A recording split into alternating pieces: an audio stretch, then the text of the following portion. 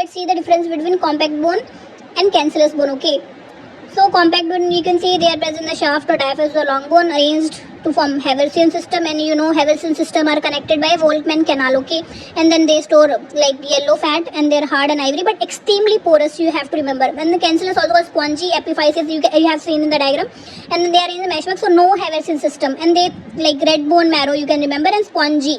And they are resistant to compressive force. Okay, big name cancellous, compressive, while compact are bending forces. Okay, so here microscopically also we can see bone like 5 type. Lamellar bone, this is very important. Most of the mature human bones, whether compact or cancellous, they are like arranged in the thin plate, also called as lamella. Okay, you can see different type of lamella present here, and this second one is like seen in fetal bone repair or cancer bone. Here collagen fibers and bone crystal range randomly. Okay, and then fibrous bone like seen in the case of young fetal bone, but commonly in the reptile amphibian. Okay, so this the difference is very important. Like compact and cancellous also called as spongy. So compact kahan pe present hai? In the diaphysis, in the middle we have seen, and the yellow fat will be there, and they are resisting the bending forces. While compact kya hoga? Spongy hai. They are present epiphyseal region mein. ठीक है. So let's see this developmental classification. So 3 types are there: membranal, also called dermal, and then cartilage, and then both. Okay, so membranal one you have to remember flat bone. Okay, so they are ossifying in the membrane, like directly bone coming from the bone only. कोई cartilage नहीं है. ठीक है. And then what are the examples? Like skull bones you have to remember, and facial bones. Skull maybe not all.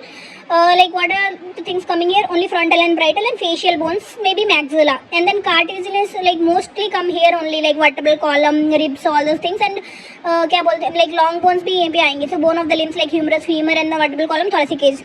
And then MC. So most of the men are MC and clavicle. Okay, MCC. So clavicle में भी क्या होगा? Sternal and enchondral आएगा, rest intramembranous, and then mandible, occipital, like.